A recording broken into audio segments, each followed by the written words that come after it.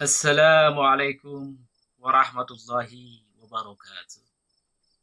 Alhamdulillah, saya bisa dapat bertemu lagi dengan para sahabat semuanya, di mana saja dan kapan saja. Kami senantiasa mendoakan kepada para sahabatnya agar senantiasa sehat selalu. Itu yang paling utama. Dan yang kedua, senantiasa Allah turunkan rezekinya yang sebesar-besarnya, bagikan derasnya turun hujan di bulan-bulan sekarang ini.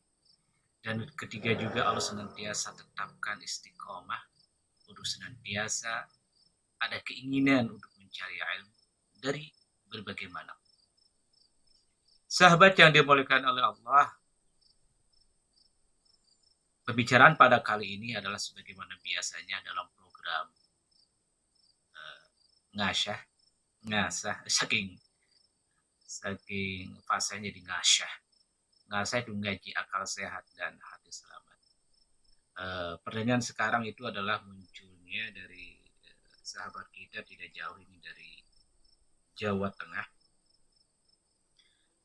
Mas Haryono menanyakan, Ceng, tolong dong bahas tentang Satrio Peningit. Waduh, Satrio Peningit ini.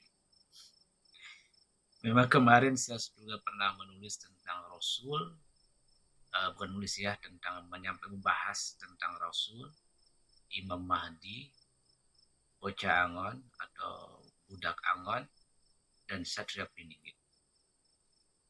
Baik sahabat semuanya, semoga pada kali ini saya ingin berbagi juga dan minimal ingin menjawab, berusaha dengan semampu pemahaman kami dalam memahami Satria Peningit, khusus mungkin karena pembahasan tentang Satria Peningit ini atau Budak Angon cukup banyak, terlebih pada tahun-tahun ini. Dalam kesempatan ini kami akan membahas tentang Satria Peningit dari sisi yang lain. Itu bagaimana kita sambungkan khusus bicara dari kitab suci, khusus daripada Al-Quran. Mungkin kalau nanti ada kesempatan kita akan membuka bagaimana sebenarnya Satria Peningit dalam kitab-kitab klasik yang berbahasa Arab maupun kitab-kitab klasik yang ada di Nusantara. Sahabat yang dimuliakan oleh Allah, sebagaimana dalam video sebelumnya itu berjudul tentang apa arti atau arti sebenarnya daripada kata alif lam mim. Mengapa saya menyinggung tentang video ini tentang membahas tentang alif lam mim? Silakan bisa dilihat ya linknya di atas ini. Yang pertama adalah Satria Peningit dalam pemahaman kami itu senantiasa telah ada, walaupun tidak secara tersurat langsung, secara literal ditulis dalam Al-Quran tentang Satria Peningit secara langsung. Tapi pasti akan ada secara tersiratnya telah Allah sebut, tentu dengan bahasa-bahasa metafor secara tidak langsung. Karena mungkin Satria Peningit ini adalah sebagai bahasa budaya aja yang ada di Nusantara, atau mungkin di belahan bumi yang lain, di negara yang lain, yang punya konteks sejarah yang hampir mirip dengan Nusantara. Sekiranya mereka mengenal yang namanya Satria Peningit atau Budak Angon, tentu dengan bahasa yang berbeda, tapi substansi daripada Satria Peningit itu akan sama. Sahabat yang dimulakan Allah, dalam kesimpulan video tadi itu dalam alif lam mim, bahwa kemarin telah dibahas bahwa kata atau huruf alif lam mim ini adalah menunjukkan kepada turunnya kedudukan manusia yang disimbolkan dengan huruf alif di atas, turunnya ke bawah yang asalnya adalah khalaqnal insana fi ahsani taqwim. Sebenarnya manusia dalam keadaan yang paripurna, kemudian turun ke bawah sebagaimana kata Allah, sumarodadnahu ila asfalis safilin, kami balikan keadaan manusia itu ke dalam keadaan yang serendah-rendahnya kembali, serendah-rendahnya keadaan, serendah-rendahnya pemahaman manusia terhadap eksistensi yang mulia tersebut. Sahabat yang dimuliakan oleh Allah, jadi kalau kita memahami dari kata huruf-huruf ini sebuah konsepsi besar. Sebuah konsepsi besar bahwa seorang manusia itu dulunya adalah mulia atau agung, yang diilustrasikan dengan huruf alif yang mulia dan agung. Ya betul, karena berasal dari nur, berada di atas. Kemudian turun ke bawah sebagai khalifah. Dia turun ke bawah yang dilambangkan dengan huruf mim. Ya, turun ke bawah. Kenapa turun ke bawah? Sebagaimana kata Ibnu Arabi sebelumnya, itu ada dalam rangka menemukan, menciptakan, memahami yang namanya manusia. Nah, dari ringkasan Ibnu Arabi dalam konteks ini adalah bahwa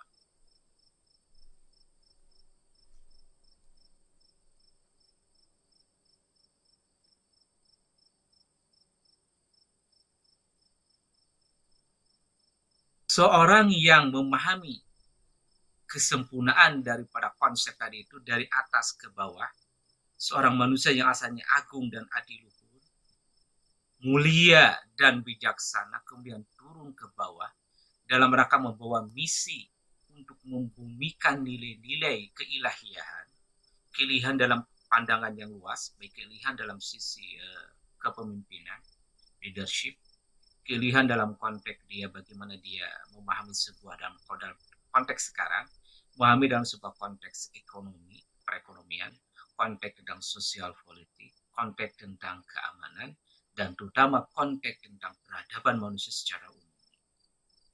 Nah, Allah Subhanahu wa Ta'ala itu akan menurunkan nilai-nilai ini kepada seseorang. Tentu orang-orang seorang siapa? Seseorang yang memang berjalan di wilayah itu. Seorang yang memang ingin mengetahui siapa dirinya.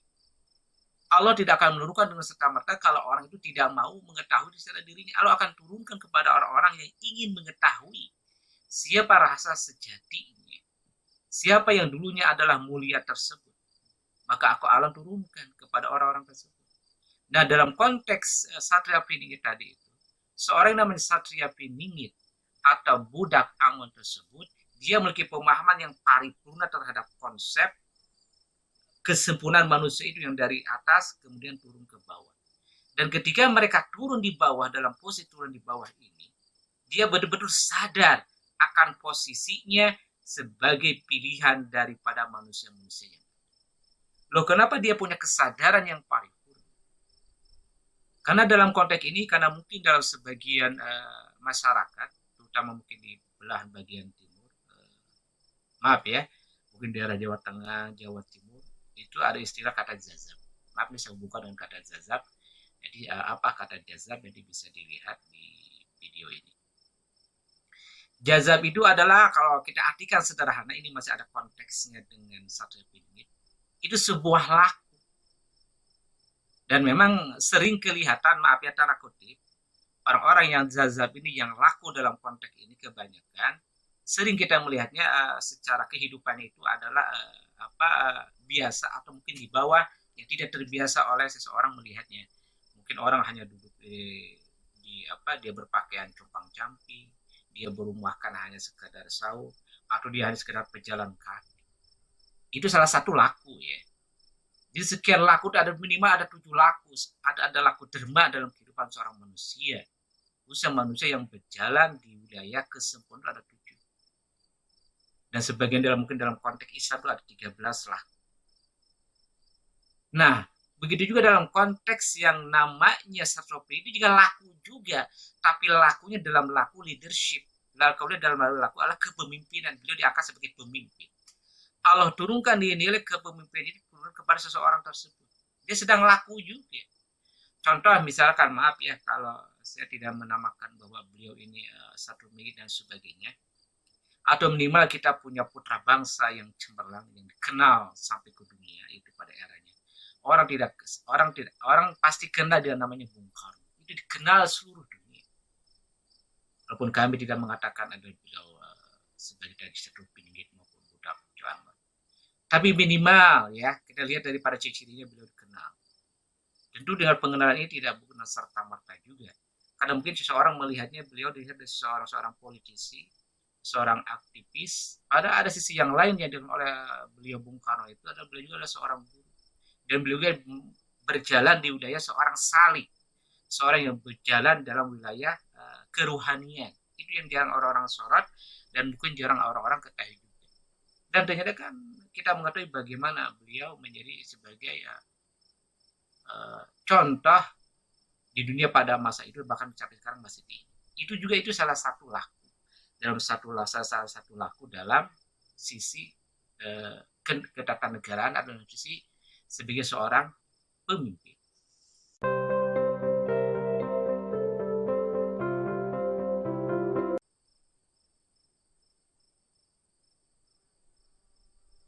Sahabat yang dimuliakan oleh Allah. Nah, Satrio Piningit juga itu merupakan laku. Pasti dia kenal dan dia sadar dengan laku tersebut. Pasti sadar. Kenapa? Karena sudah berjalan di wilayah itu. Dan pasti yang namanya Satria Piningit atau budak bocah angin itu tidak lepas, kalau istilah dalam budaya itu istilah bobot bibit bebet ya. Atau bisa juga mungkin ketika terlahir hari ini sudah dewasa atau membesar ya, itu mungkin hanya orang-orang tertentu aja kita akan bicara dalam masalah ini, yang pasti sudah ada yang namanya Satria Piningit atau budak bocah angin. Pasti akan terlihat tidak lepas daripada tiga unsur ini. Walaupun mungkin bisa jadi hari ini dia tumbuh di keluarga yang biasa, tidak mengenal siapa keturunannya, mungkin secara tertulis atau istilahnya nasabnya mastur. Tapi secara diri pribadinya beliau ini mengetahui siapa dirinya. Nah, gampang kalau kita ingin mengetahui mereka itu, minimal tadi dari tiga bebat ini. Minimal orang tersebut dan memahami secara paripurna konsep daripada yang tadi yang disebut dalam yang konsep secara umum yang disingkat dengan kata kunci dalam Al-Quran, memahami betul dengan namanya alif, lam, mim. Terutama huruf lamnya beliau mengetahuinya. Lam apa itu? Lam jalalah ismul a'zam. Dan beliau sedang turun bagaimana Islam ismul a'zam ini turun dalam konteks manusia, dalam konteks adalah bumi. Itu mengetahui pasti betul dengan ciri hal yang demikian. Karena kejadian peristiwa yang ada di dunia ini, khusus dalam konteks Nusantara itu adalah sebagaimana kata Allah dalam surat Ali Imran, wa tilkal ayyam nudawiluha bainan nas. Jadi pada hari-hari itu peristiwa itu akan senantiasa Allah putar saja. Kalaulah dulu Indonesia pernah dipimpin dengan seorang anu pernah lahir seorang menjadi tokoh, menjadi panutan, maka pada satu saat nanti juga Indonesia akan dipimpin oleh seorang yang demikian, hanya memutar balik saja ini. Bagaikan kalau kita lihat sebuah pentil, kalau kita lihat dalam sebuah ban itu kan berputar. Cuman perputarannya itu ya, disadari atau tidak disadari, itu selalu dalam kelipatan angka 7. IMA setiap 10 tahun sekali, IMA setiap 100 sekali ya. Kemudian di kelipatan 7 itu. Ya, di angka 7. 10 kali 7 jadi dibandingkan 4 jatuh berarti ke tahun 70-nya. Atau mungkin 5 tahun 7 kali 5 jadi 35. Semua dikalikan ke angka 5. Itu senantiasa di angka 5. Kenapa ada angka selalu berkelipat di angka 7 ya? Nanti kita bahas tentang numerologi ya. Ilmu tentang angka. Kembali lagi ke laptop, bahwasanya yang namanya Satria Piningit dalam konteks ini juga pasti memahami dalam konsepnya konsep agama. Diterima pun diterima, karena agama terakhir datang ke ke dunia ini terakhir ditutup oleh agama Islam. Artinya ajaran dibawa oleh Muhammad SAW disempurnakan. Jadi tidak akan lepas bicara daripada konteks kitab suci. Nah, sangat tepat sekali tadi sahabat kita dari Jawa Tengah menanyakan dari sisi kitab suci, atau minimal saya akan mengatakan dari kitab suci. Sekali lagi itu tidak lepas dari pemahaman minimal dari pemahaman alif, lam, mim. Jadi kalau sahabat ingin memahami siapa yang memiliki sifat ini, ya pahamilah kata alif, lam, mim ini. Maka akan mengetahui siapa ciri khas daripada yang namanya Satria Piningit.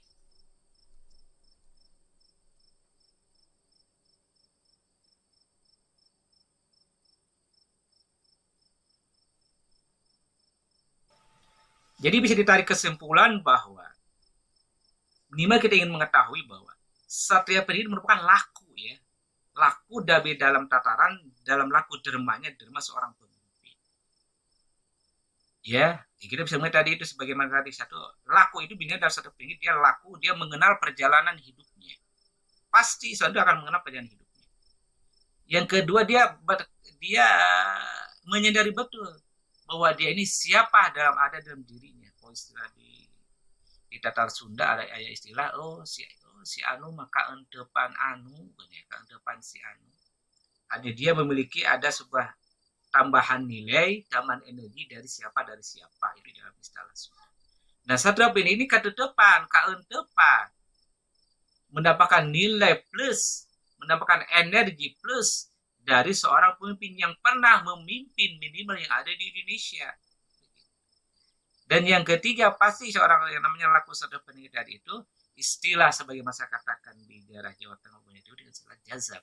Tapi jazab dalam konteksnya adalah seorang pemimpin.